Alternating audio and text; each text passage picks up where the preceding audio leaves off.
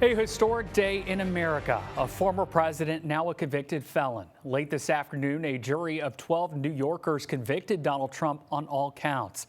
That verdict came after nearly 10 hours of deliberation over the last 2 days. The jury found the former president guilty on all 34 counts of falsifying business records. Michael George is outside the courthouse tonight with the latest. Moments after his historic conviction, former President Donald Trump denounced the verdict, finding him guilty of all 34 counts in connection with a hush money payment to adult film star Stormy Daniels. This was a disgrace. This was a rigged trial by a conflicted judge who was corrupt. But the real verdict is going to be November 5th by the people. And they know what happened here, and everybody knows what happened here. We didn't do a thing wrong. I'm a very innocent man. The only voice that matters is the voice of the jury, and the jury has spoken. People gathered here outside the Manhattan Criminal Courthouse expressed their opinions about this history-making verdict. And just to see that, a president can be found guilty, a president can be held accountable, I think is an incredible show of democracy. This is political prosecution, and there's absolutely nothing behind this case. And I hope they appeal it. During the trial, Trump's former lawyer and fixer, Michael Cohen, helped prosecutors draw a link between Trump and charges he falsified business records to disguise reimbursements for a $130,000 payment. Prosecutors argued that was to buy Daniels silence about an alleged 2006 sexual encounter with Trump. Trump denies the encounter ever took place. In closing arguments, Trump's lead attorney called Cohen the MVP of liars. They knew that they didn't always have perfect evidence, but every moment they tried to say, we're backing it up. You don't just have to believe Michael Cohen. Look at what everybody else is telling you as well. The judge set Trump's sentencing for July 11th, 4 days before the Republican National Convention. Michael George, CBS News, New York. Here in Texas, Republicans are standing by the former president. Governor Greg Abbott is calling it a sham show trial. He posted this message on social media reading, quote, "The kangaroo court will never stand on appeal. Americans deserve better than a sitting U.S. president weaponizing our justice system against a political opponent, all to win an election," unquote. Senator John Cornyn chimed in, calling the verdict a disgrace and says the trial should have never happened. Echoing Trump's words outside of the courthouse today, he also says the real verdict will be Election Day. This evening, we're also hearing from Smith County Republican Party Chair David Stein. David, thank you for joining us. Let's get right to it. David, what was your reaction to the guilty verdict? Well, surprised but not surprised. So it's something that with the way that this whole process has unfolded, I probably expected this verdict. I was afraid of this verdict, wishing it wasn't going to happen, but I'm not shocked by it. Now, David, you had mentioned that you've talked to other people in the community. What are you hearing? Frustration, irritation, anger, disappointment, all of the above. People are frustrated with this process. This has been, whether you love Donald Trump or don't love him, this has been an 8-year effort to quote unquote get Trump. It's been one nonstop investigation after another. And a lot of folks see this as just another one of those situations, albeit this one produced the verdict that it did. And David, you've been a strong supporter of the former president. Does this change your support? Not one step.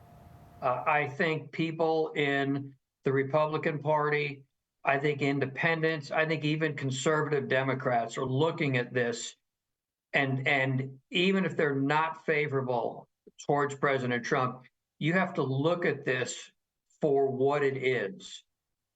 This is an effort by the federal government to prosecute, go after a citizen.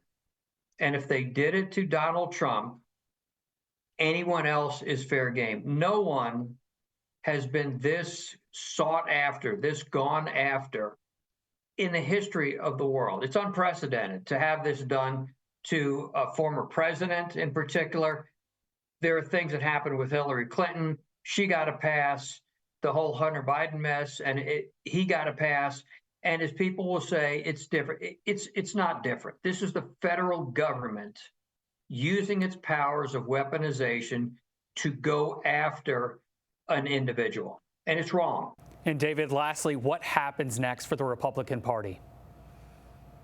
Well, it's a great question is what will happen. I know for us as a party, we're going to continue on the same way. We're going to continue to support President Trump for president. We're going to continue to support Ted Cruz for senator.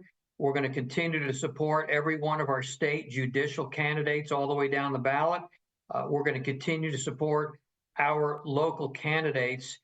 If this were an effort just only about whether or not someone committed a crime, it's one thing. But this is a political weaponization process, and frankly, we're going to fight like crazy. People are mad. We're not going to stand by idly with that, and we're going to fight to make sure that every one of our candidates wins in November. All righty, David Stein joining us. David, thank you for your time. Reaction to the verdict is pouring in from all corners. We now want to bring in the co-deputy from the Smith County Democratic Party, Mike Nichols. Mike, thanks for joining us tonight with this unprecedented criminal conviction of a former American president. Mike, first, what is your reaction to that verdict? Disappointment for America. It's not a good thing for America, for the world, but no one is above the law. So it is what it is. And Mike, mixed emotion out there about this verdict. What do you say to those who say the former president didn't get a fair shake during the trial in New York City? Well, I've seen a few trials in my day, and I would say that they really don't know what they're talking about unless they've experienced it either firsthand or actually gone in and seen a jury in action. Juries don't mess around, and if you're not guilty, you're gonna walk. Period. That's the America that we live in. You're judged by your peers, and if the evidence is overwhelming, as this was, you're going to be found guilty. 34 counts, and that's just the way it is. Mike, I want to ask you, just as far as how will this shape or change the Republican Party? He gets sentenced on the 11th. The Republican Party has a convention on the 15th. Are they going to nominate a convicted felon for their go-to person? I don't know. It's going to be a real surprise to see what happens. All righty, our Mike Nichols, thank you so much for joining us. We appreciate your time.